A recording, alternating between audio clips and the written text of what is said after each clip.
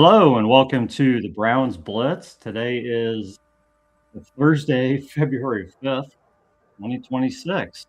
This is episode number 333. I'm your host, Rod Bloom, and the Browns Blitz is part of the Fanatical Elves Network. So thank you all for joining us tonight and checking out all the podcasts within the network. Joining me tonight is my brother, Jeff. Hey, Jeff. I was going to ask how you're doing. I know you're a little bit under the weather, but feeling too bad, and I appreciate one for the team tonight. We're going to try to keep the sniffling and the nose blowing to a minimum tonight, right? Yeah. So we'll try not to make you talk too much where you get that, where you're kind of struggling with everything. So to pick up anything that anything that you might not want to go too long on here in the conversation, we've got our guest. We've got Chuck with us, and you can follow Chuck at Chuck Go Browns. Chuck, thanks for being with us tonight. It's great to have you. Absolutely. It's a pleasure. Thank you guys for thinking of me and asking me. I greatly appreciate it. And I can get down here with Jeff. I mean, I know we don't talk a lot, so you don't know what my voice sounds like, but it doesn't typically sound like this. My voice today started to take a dip somewhere south here. It's not sounding great. So Jeff, I feel where you're coming from, because I got something going on myself. It's a rough time of year, fellas. It's just a rough time of year, man. We'll do what we can tonight, okay? Push through. That's right. Yeah. That's right. So we're gonna skip our Blitz beverages segment tonight, guys. Jeff, I think, is drinking some tea, probably with lemon or something, and we're more worried about you guys just feeling better tonight than what beers or anything else we're drinking. So we hope you guys get to feeling better, and hopefully the voices don't disappear altogether. So, so we're going to start out with a segment that we do with the guests who are on for the first time, Chuck. And I didn't warn you about this, but we're going to let you talk a little bit about your Browns fandom. Just anything you want to share that maybe makes your fandom unique, or memories or favorite players or games or whatever you want to talk about. Sure. I love sharing. People always ask, especially when you're maybe in a different part of the world, different part of the country, ask, oh my gosh, you're a Browns fan. How'd you become a Browns fan? And I've been a Browns fan, as most of us can relate, pretty much as far as we can ever remember back. And my earliest memories of life were watching the Cleveland Browns with my uncle. My uncle was a huge Cleveland sports fan, and he passed that along to me. And my, of course, early memories were watching the Browns be really good in the 80s and making those AFC championship games and stuff. And I was very young, but I do remember watching those, and that started my Browns fandom. And it's done nothing but grow stronger over the years, a lot of years. I mean, I'm 48 years old now, so been in it for quite some time, again, for as long as I can remember. Been going to games, really. I went to a couple games at Municipal Stadium as a kid. That I got taken to after that. Since they've been back in '99, I've gone to countless games, had season tickets up until just this past season, when I did give them up because I did move to Columbus for some work. But nonetheless, I still haven't missed a Browns game in essentially my entire life, watching on TV or in person. And wow. I mean, I love the Browns. Like we all say, diehard fan. That term gets thrown around a lot, but I believe I embody it in every way. And got to do a lot of really cool things with the team based on things I've done as a fan. So I've got a lot of cool experiences that are great memories for me. And, I don't plan on going anywhere ever. That's pretty awesome. Yeah. So are you still in Columbus now? I am. Yeah, I am. I actually moved to Columbus. We're working on a year ago now. Okay. Well, that's awesome. But the fandom lives on, guys. So no doubt. Yeah, that's how you do it. No doubt. Never wavers. That's right. So, guys, it's kind of a unique time of year. I mean, the season's still going on, and I guess there's one game left. But we're not going to talk about that unless we really get bored here. There's so we're gonna I think go mostly with Browns news, and we'll see if we take any detours or not. But I guess the big thing was just the the introduction of Todd Monken as the Browns' new head coach, and in the press conferences that went along with that. So I guess first of all, Chuck, Jeff, and I kind of gave our thoughts on the Todd Monken hire on the last podcast. So you kind of wanted to get your thoughts on the hire, how you're feeling about things right now with Monken, or anything you want to put out there as far as the search or what you were thinking, or anything tied to the head coach position.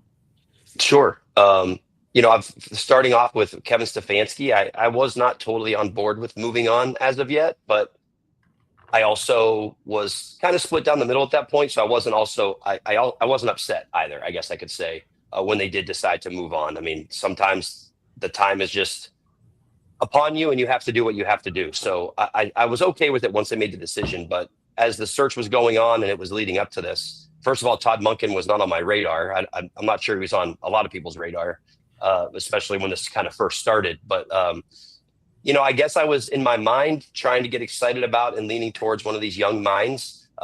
When these names started popping up, did I know them? No.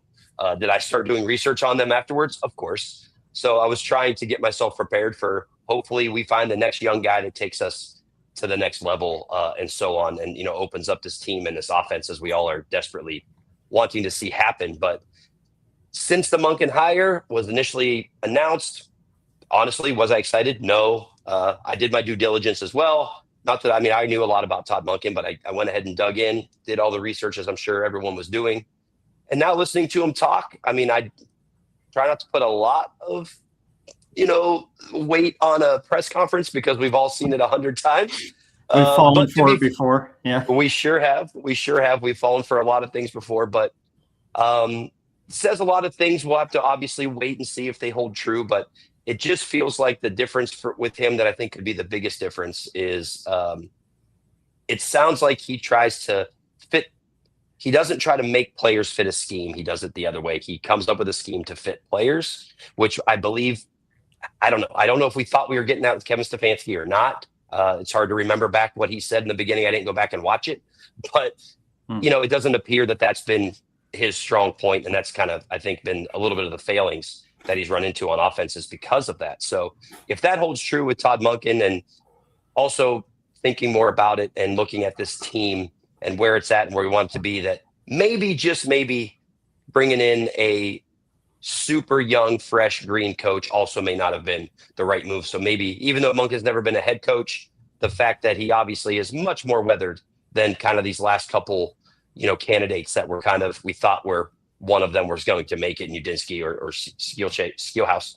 So I guess that's a long walk for a short answer of, I could have just said, as everything, you have to wait and see, but I have talked myself into it. I am excited, as I typically get myself to be. I'm a Browns fan. What else can I do? So at this point, I'm excited.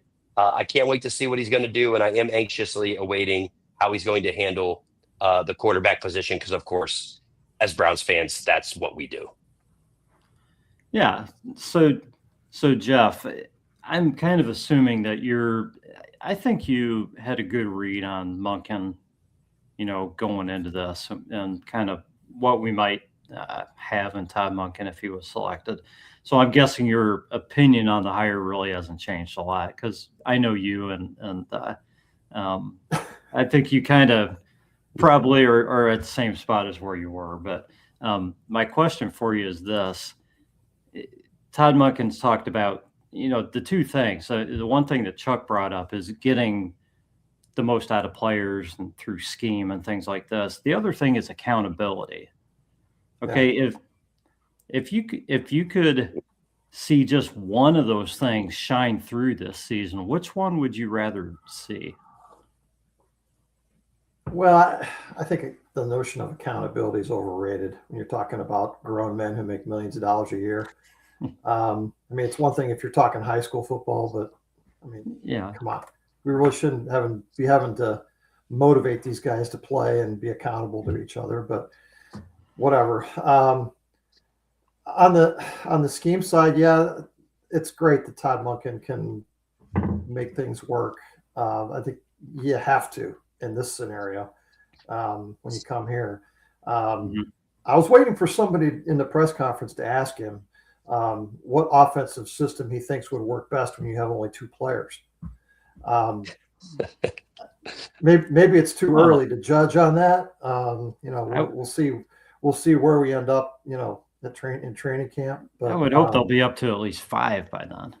Yeah, I mean, when you talk about, we have the opportunity to put together any kind of offense we want. Well, yeah, that's great, but I mean, offenses take a little time to come together too. It's not like you just throw 25 guys into a practice and they start to play well together. So. We're kind of being oversold a little bit right now, but that's okay.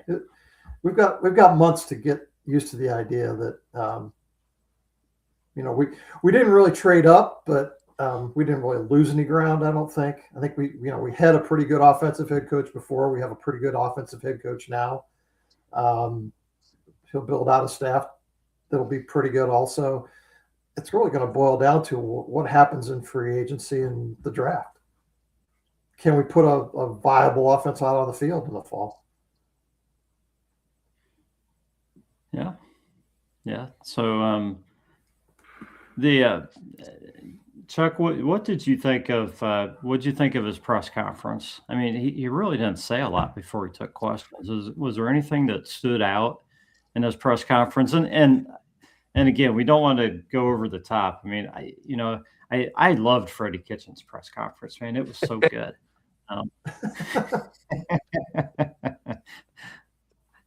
Yeah, it definitely wasn't it wasn't a Freddie Kitchens one for sure. I don't think we're going to get any you don't wear brown and orange, you don't matter quotes out of Todd Monken anytime soon, which is okay with me. Even though I was kind of a Freddie fan there for a while, I think we all were. But no, I don't know. You're right. We didn't get a whole lot out of him. I mean, I just think he just seemed, I don't know. I mean, he didn't seem to hide from the questions either. I mean, obviously the remarks about Jim Schwartz were pretty good. It took some people a little bit off guard. I mean, he could easily just been like, yeah, we'll get to that, or, we'll talk about, he kind of, made a joke about it, kind of stood up to it and answered the question. So I did like that. I like that a lot. I am with Jeff on the accountability thing. I think these things are overblown when it's like, oh, Kevin Stefanski's offense had the most false starts or what have you.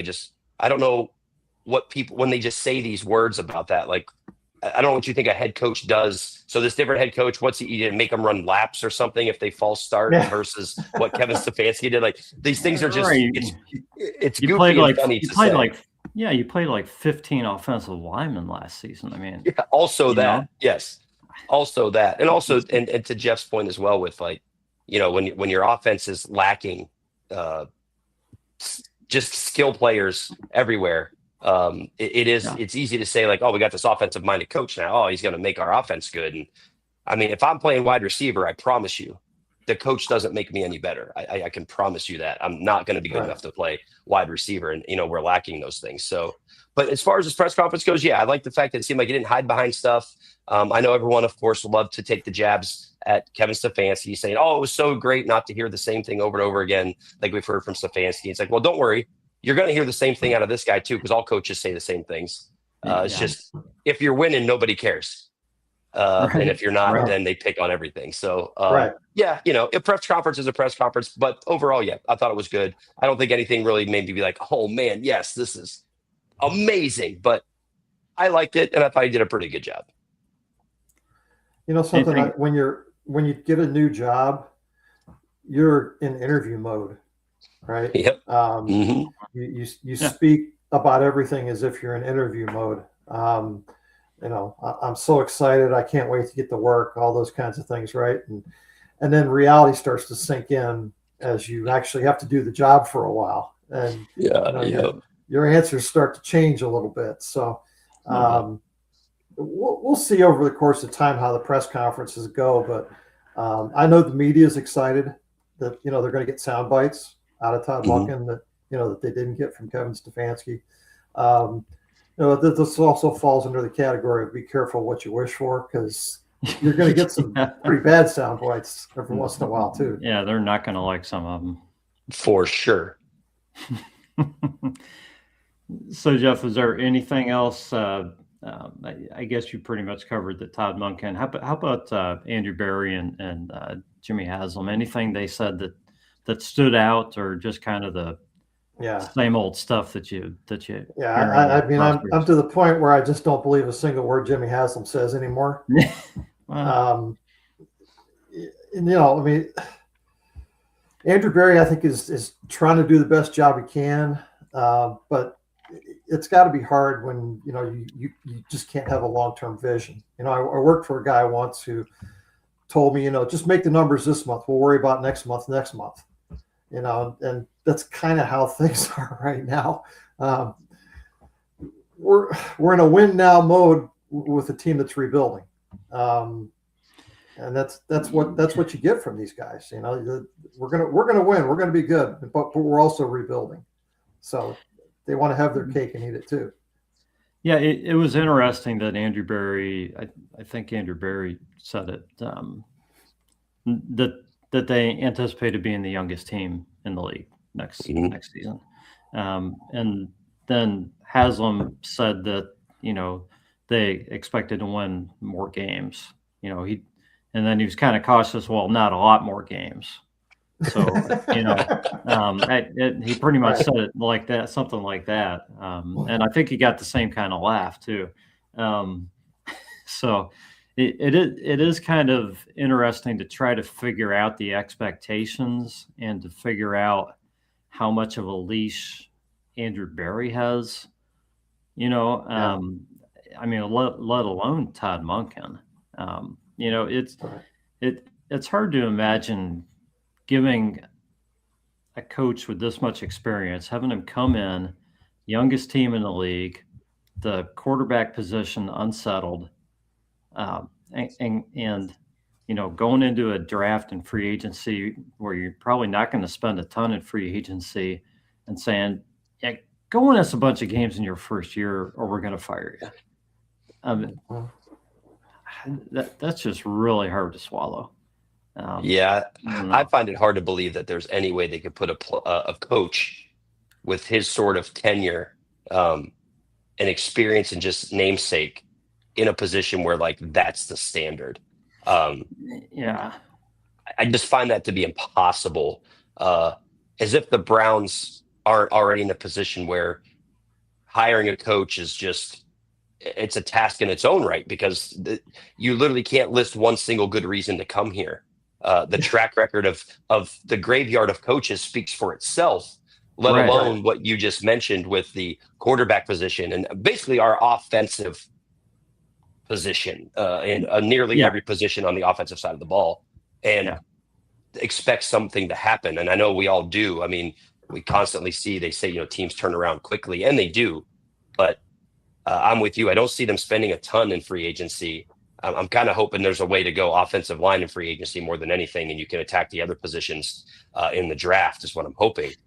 So we'll see. But but just not to derail too far, but just to your point of, I can't imagine, with the fact that the Browns have this track record of just killing coaches, and luckily we at least gave Kevin Stefanski much more runway than we've given anybody in the recent history. I just can't imagine you can't do Todd Monken dirty like that in a season or even two, and then expect, well, then we'll just get the next great coach after that. At some point, who's going to take it? I mean, nobody is willing to take it. At some point, it just has to. And the only other way you could do that is if you lucked into whoever somebody thought was the next quarterback prospect. If Todd Monken went 0 in a season and we got the first overall pick and we were able to draft quarterback X that is oh my gosh, he's the next Peyton Manning, whatever name, insert name here. Then you could probably coax someone to come because they think they'd be in a good position to then turn this thing around, so to speak. But outside of something insane like that happening, which I don't even want to think about having the first pick anymore, but I just can't imagine they could do it too crazy and have the leash be even somewhat short, or I want to say burn the bridge, because every bridge is not only burnt, if there is one, it's currently on fire. So you can't, you just can't put them in a position where something like that is even a thought process, or my goodness, I don't even know what to think about it. Yeah. Jeff, do you feel like that's accurate, that the hire of Monken changes, I don't know if it's the expectations, but the probable tenure of this hire versus if they would have gone with somebody like Shieldhouse, who had no coaching experience? And let's be real, the guy, I don't know a ton about him. I know he's been in the NFL for 2 years and wasn't even a coordinator. So it's like the guy was a couple years away from being a head coach. Okay. If they would have hired somebody like him and it just fell flat on its face, I could see them saying, yeah, we can't do another year of this. I don't know. For me, the process was about where the roster is at this point in time and what the plan is going forward. And I think if they would have hired a young coach, I would have felt like, okay, they have a 3 to 5 year plan that they're going to build the offensive side of the ball like they've done with the defensive side of the ball over the last 5 or 6 years. Mm-hmm. I mean, every asset, like we've said, has gone into the defense side of the ball.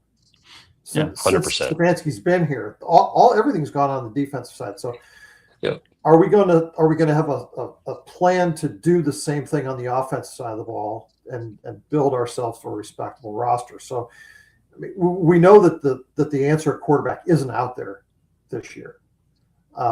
We know we're going to be limping through another season at quarterback, which is, as everybody knows, the most important position. So I think we're kind of kidding ourselves if we think that we can fill all those other holes and suddenly be able to, score 30 points a week with the best coaching staff in the world. That's not going to happen.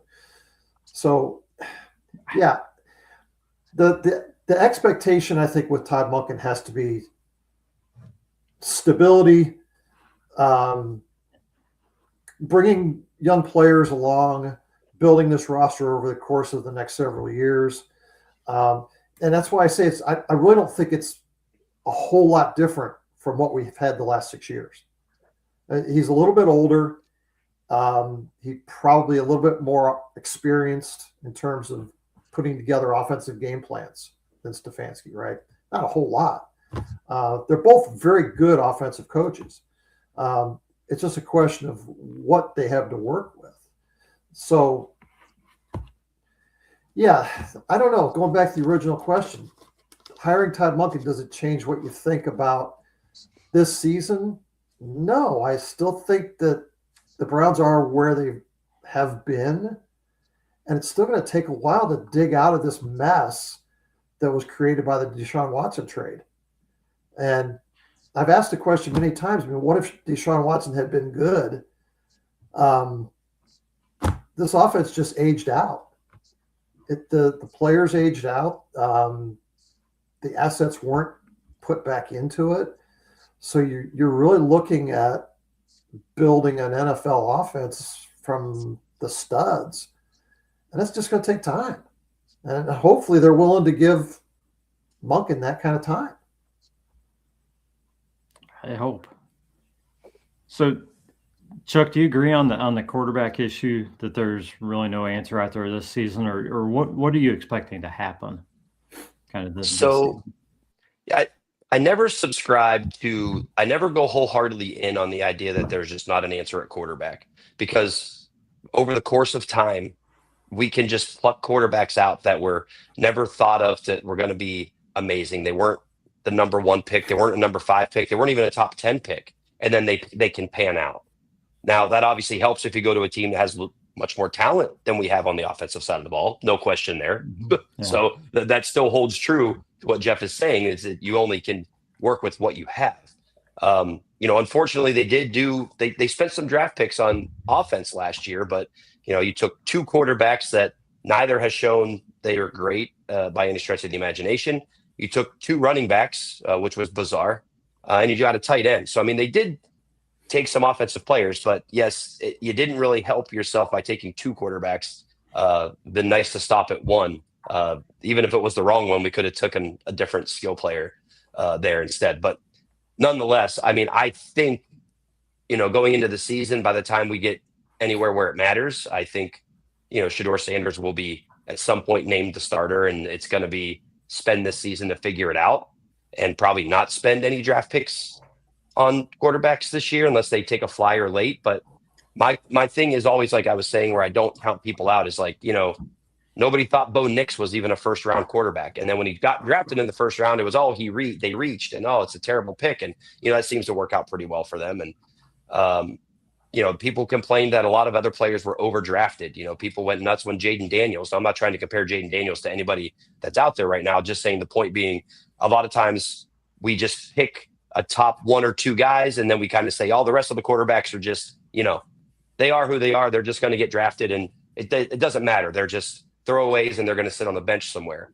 I mean, I don't really like digging into examples of like Brock Purdy's, because the Brock Purdy's and the Tom Brady's are once a generation type situation that happens. And plus, Brock Purdy went to the best situation any young quarterback could go into, with the talent and the offense and the coaching staff, obviously. So I don't count it all the way out, but I do think you just have to spend pretty much every asset you can think of on the offensive side of the ball. Because as Jeff stated, we've done nothing but build the defense. And to be fair, you've built it pretty well. Yeah. You've done a good job. So right. if you're first and second pick, or if you kind of did last year's rerun, if we trade back a few picks and then you still can get 2 huge playmakers on offense. I mean, if you somehow landed a stud wide receiver and I guess a stud offensive lineman, and then so now all of a sudden you have Quinshaw Junkins, and you have Fannin, and you have at least maybe a good left tackle, and then you have a stud wide receiver. And if Shedeur Sanders can be something, I mean, I don't know, like you said, luckily, I don't think we have to score 30 points a game. Luckily, we have a defense that should save us from that if we can have an offense that doesn't go 3 and out all the time. So, I mean, I don't have an answer for the quarterback position, other than I do think it's just going to be Shedeur Sanders based on lack of other options in this very short window. Yeah, that makes sense. I think that's pretty realistic. I mean, there's the possibility, and Jeff's kind of tossed it out, and I think that just hearing what the Browns are saying, that I don't want to hear the other possibility. Yeah, that the other guy's going to play, but we'll see. It's going to happen. We'll see what happens. Yeah. No, Jeff, I don't want to hear that either. Jeff, don't say those things. Nobody wants to see it happen, but who knows? Who knows? You're right. Who knows? I also think I don't think it's personally going to happen. Maybe that's just wishful thinking. I don't know, but I don't think so. Nobody wants to see it happen. I've watched this organization long enough, and you read the tea leaves and the things that just make sense, right? You've got a 30-year-old coming off a major injury again, but he's healthy now. He's making $46 million, and you're going to have him sit on the bench? Well, I think so. Does it? I don't know if it matters. You got 2 guys. You're paying them both. I think you want to play the best guy, Yeah. I don't know that you need to pay to play the guy who's getting paid more just because he's getting paid more. We've tried that, and it didn't work before. Playing the guy who's getting the money. I think it just again goes back to the idea of what's your long range plan, right? Are you trying to win games this year? Are you trying to invest in a young player that you think is the long-term answer? Okay, so obviously, if Shedeur had been even a high second-round pick last year, I could justify just handing him the season this year and saying, we need to invest in this guy. We need to build with him going forward. We think he can be our guy. Like you said, Chuck, he hasn't shown anybody that yet. and you can make whatever arguments about where he should have been drafted. The reality is that, every team in the league passed on him multiple times. And it's a long shot that if you invest 17 games in him, that he's going to end up being a great quarterback or even a good quarterback, right? But what are your options, Jeff? I mean, you're going to play the guy that you want to cut before 27. You're not getting anything out of him either. That assumes that the organization feels the same way about Deshaun Watson that the fan base does. Well, they listen to the fan base on a lot of stuff. I can't believe that they really want to kick everybody off again. No, I understand, but you're talking about a egomaniacal billionaire who has spent a ton of money on a quarterback and badly wants to prove that he was right about it. He already said he was wrong. Why wouldn't he keep giving him more chances? He did admit he was wrong, and he said this was going to be Monken's decision. So, so we'll see. I mean, it's between those two guys. I think there's more to see with Sanders. Still, I don't think there's anything to lose with starting the season out playing him. I think there's a good chance the third quarterback on the roster is a guy, like Chuck said, that they take later in the draft. Potentially a new developmental guy over Dylan Gabriel this season. And the chances that they want to play him this season are probably very slim, unless they absolutely have to. So I think it's Sanders, and I think Watson only plays if Sanders is kind of forced out of the lineup. I don't like using the injury word, but I feel like I'm putting the whammy on somebody. But I don't see the Browns going into training camp with Sanders and Gabriel both on the roster. Yeah, I think there's a chance Gabriel's not on the roster. I would agree. Yeah. Yeah. I mean, I think Gabriel was Kevin's guy. Mm-hmm. It seems as much, yeah. And Shedeur was the other two guys' guy. And that probably has as much to do with why Kevin isn't here anymore as anything else. So the odds of them giving Gabriel another look in the fall are pretty slim as far as I'm concerned. So that third quarterback could be a guy who's a long shot in the draft. It could be a reclamation project. Who knows? So that guy could be a factor. And I'll admit, I thought Watson was going to play the end of the 25 season. So I was wrong on that, though, that they let him sit out the whole year. So maybe they will just let him sit and do nothing hold the clipboard for the entire season. But I mean, he could be the second or third string guy. I mean, the kind of the emergency quarterback. I don't think most fans have a problem with that because the fans know the money situation. They're kind of stuck with them. Yeah, they can't just pull the plug. Yeah. As much as I would love to see him do it, I understand the situation. But it could be a reclamation project. It could be an older free agent guy that that they signed for one season just to get him to 27. You never know. We have months to look at that stuff. So. For sure. Yeah. So, guys, there's really no information out there on Jim Schwartz. What are your thoughts? And we'll go to you first on this, Chuck. What do you think the odds are that he comes back? And do you think the Browns, or let's say, how much longer do you think the Browns can wait on this before they just plain need to get the staff together? Yeah. First of all, I actually think he is going to come back. I feel like he's going to end up coming back. I know, we all read the same reports. We all know what has been out there and what supposedly has happened and what's been said and so on and so forth. And, whatever, if he wanted a head coaching job and he didn't get it and he was upset about it, rightfully so, that's fine. And all those things can happen. And then doesn't mean the end of anything. We've all had jobs. We've all had terrible interactions with our bosses and organizations in the heat of the moment here or there. And it's not like he did anything crazy. So I think he does end up coming back, especially for the fact in my mind is like, obviously this means his goal is to be a head coach, which no surprise, that's what most coaches want to do. And he is in a very good position to come back and make this defense look very similar to what it just looked like last year, if not even better, especially if our offense can improve even a little bit. Just give it a little bit of the offense, and your defense can be even better. And that's going to give him just an even better chance to then be a head coach the year after that. I mean, there's going to be more vacancies. We all know that.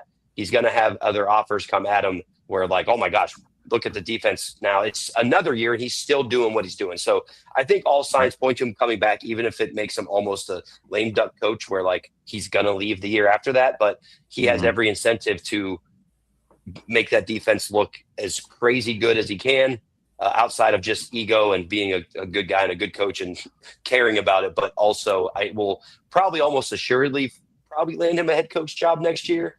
The fact that he got some interviews going on this coming year, I think he can really run that up and do it. So I think he comes back, because you definitely have to start filling out this. I mean, like you said, there is still one more football game. The season isn't even over yet. So we do have time, but it would be nice to get this in place. And it's also nice to see that, with Monken, as the spots that he has filled, it looks like a lot of these players from Baltimore are willing to come his way and not just run, Jim Harbaugh's way. So I think that's a decent sign. I mean, for what it's worth, I don't know exactly how much we know about these guys. I know not a ton, but all we know is the Ravens are typically good and we're not. So if we're getting some of their guys, so be it. I mean, I had an interaction on Twitter when this was all going down, and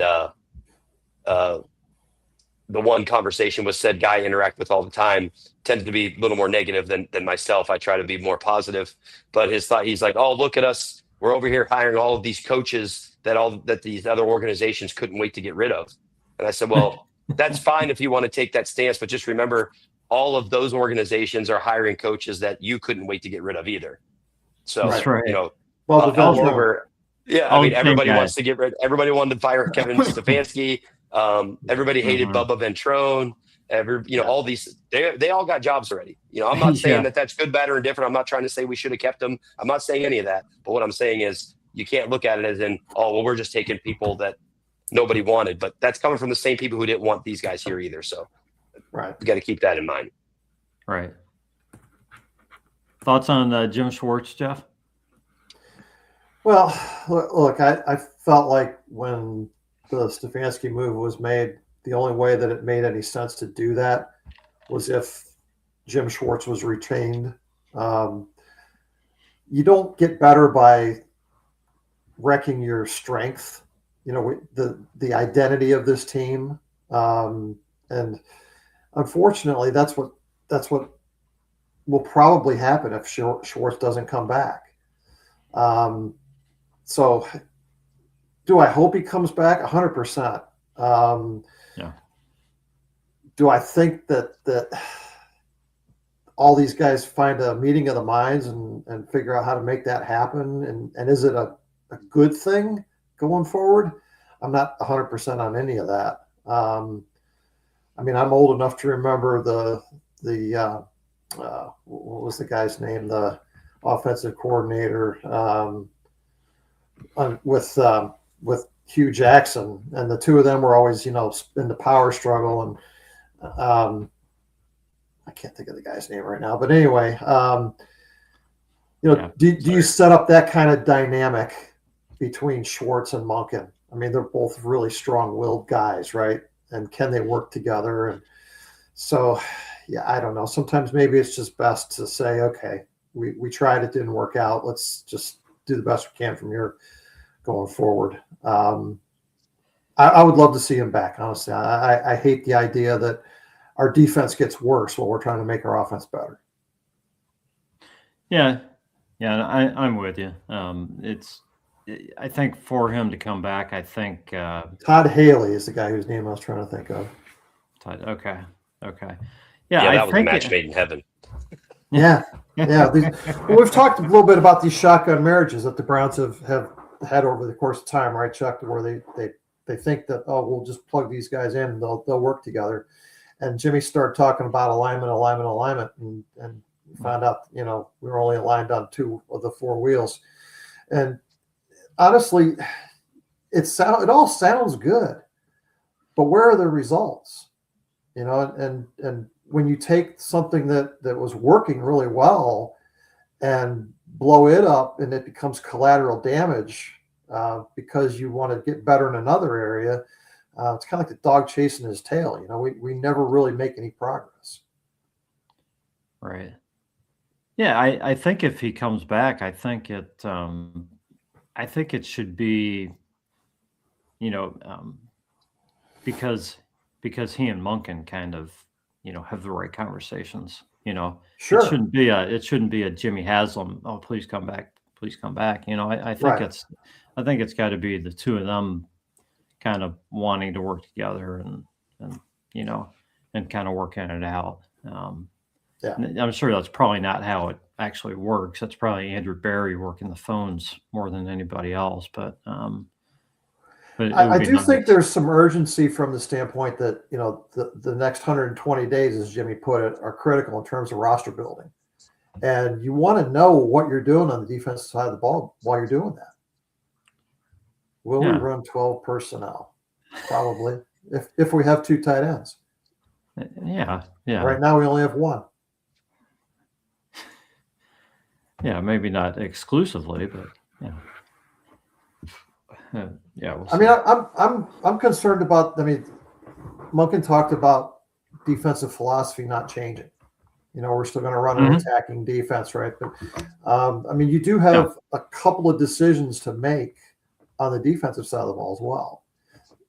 We're deep. We have a really nice foundation on the defensive side, but we do have some decisions we have to make. Do you extend or do you extend Ronnie Hickman? Do you re-sign Devin Bush? Do you go out and replace those guys?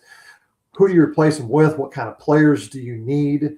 Okay, and that's just for 26. Okay, you still have to think about in the draft, who do we want to plug in for 27 and beyond? Right. Some defensive line depth, cornerback. Who are we looking for down the road? And I think those decisions have to be. You have to have input from the guy who's running that side of the ball. Well, yeah, if he's going to change the system at all, right. The scheme. So, I mean, it'd be nice to have that guy in place in the next 2 weeks. Yeah. Well, let's hope they figure it out. So, did either of you guys watch the flag football game? Yeah, I saw a little bit of it. I literally turned it on. I watched like the last 3 minutes before halftime, and then I changed the channel to something else, and I totally forgot and never went back. So that's about where I lived. Yeah. Did you watch the whole thing, Jeff, or you just have it on, or what? I watched the first half or so live, and then I went back and watched the second half later. Just to kind of say that I saw fan it. For you right there. Yeah, that's a football. And honestly, the only reason I did was because it really seemed like the guys were having a lot of fun. They were having fun. And that's, to me, that's what you want from this time period, is these guys hanging out with each other and having a good time. And I mean, you could see the competitive juices were flowing, even though, it was controlled environment. But unlike the Pro Bowls of old in Hawaii, where guys just kind of like stood still and watched 2 or 3 guys run around. Yeah. Well, because nobody wanted to tackle and nobody wanted to get hurt. Right. Right. I mean, there was competition going on. They were having fun. There were great plays being made. I mean, guys catching things that they probably shouldn't have, and guys faking guys out with runs and stuff. I mean, I thought there was some fun stuff happening, so it was worth the watch. It was. I'd rather do that than watch them, have a tug of war or play frisbee or something. Well, I got to say, I still like the skills competition stuff. I think some of that's fun too. The dodgeball and the quarterback skills competitions. Some of that's cool. You don't need all of it, but I think some of that's cool. But I guess you got to look at where the injuries have occurred at some of these things over the years. And if there's a chance of guys getting hurt doing any of this stuff, then I can see, we got to eliminate this event. But just having the flag football game is not, for me, it's not as much fun as having some of those skills things. I think there might have been a little ulterior motive there too, with the NFL being all in on women's flag football, but really trying to get us accustomed to the idea that this is going to be an Olympic sport, and here are the weird rules that go along with this, and start to acclimate us to it. So probably a little method to their madness there. Yeah, you're not allowed to protect your flag. You got to watch how you swing your hands and stuff like that. So. For sure. I mean, I will say I am a big fan of flag football. I played a lot of flag football. I was in several different leagues over the years, many years ago. That was many knee injuries and surgeries ago. So I can't do that anymore. But I do love flag football. And so that part is neat. Don't get me wrong. But I mean, to me, these like the Pro Bowl and stuff is, I don't know. I just don't put a lot of stock in it. I'm not too worried about it. Whatever they do is fine. But I will agree with you, Rod. The part I do love, the skills competition stuff, I think is awesome. That's my favorite thing.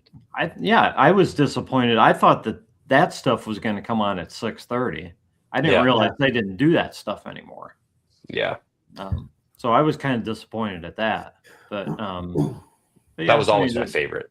Yeah, mine too. I like watching that stuff because I think the guys enjoy doing that stuff too. And as Jeff was saying, they definitely get competitive about it. Whether they want to act like they're out there just having fun, they do that for a couple of minutes. And then as soon as somebody goes out there and hits a couple moving targets or throws 174 yards, all of a sudden everybody's ready to pop in and they want to do better. So the competitive juices definitely get flowing very quickly in these things. I thought the pick six by Jamar Chase was one of the most insanely athletic interceptions I've ever seen on a football field. Yeah.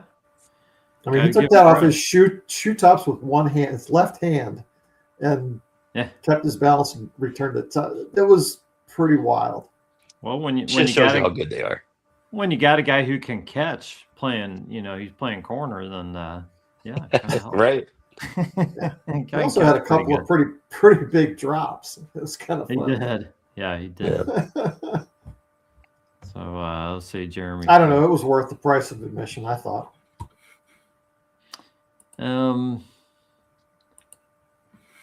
They're always looking to upgrade, Jeremy. Always looking to upgrade, right, Jeff?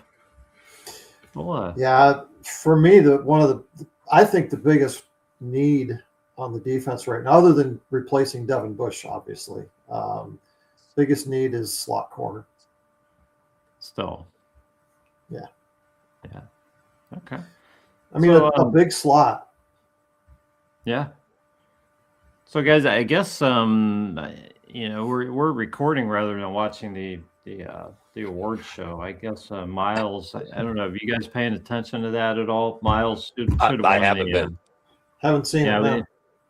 Well, it started at 9:00 tonight. So I did see that. I was seeing some of the build up to it. Yeah, so Miles and Carson Schlesinger probably, hopefully, winning awards tonight. I guess we'll find out after we're done recording. So, they absolutely should. There's no question about that. Yeah. So, anything else going on out there, guys? Anything else you want to get off your chest, Chuck? I don't know. I don't know if there's a whole lot to get off my chest. When it comes to the Browns themselves, I mean, I could just start ranting for the next hour and make this thing 2 hours long, and I could just do that. But at the end of the day, the only thing I like to get off my chest about the Browns, it's more about, the Browns community, which is the whole reason why I even joined Twitter. Look, if I had never got on Twitter to talk Browns, I wouldn't be sitting here talking to you guys right now. I mean, that's how these things have all happened. And I've met so many awesome people just from talking to the Browns. I mean, I had guys come from Ireland that are part of Browns backers and tailgate with me. I mean, that was amazing. And I've got to meet so many cool people and hang out with these people at tailgates and stuff. And it's great. It's just the fan base seems to be so damaged that being positive is almost trying to just at least like anything when something good happens has become like impossible for people. And even if something's good, they have to find a way to be bad, be Yeah. mad about it. It's yeah, we won that game, but if we don't win 8 in a row, who cares? Like it's these silly compounding things that pile up that just eat at me and drive me crazy. That's Um, true. I mean, I get we don't have a whole lot. We don't win a lot.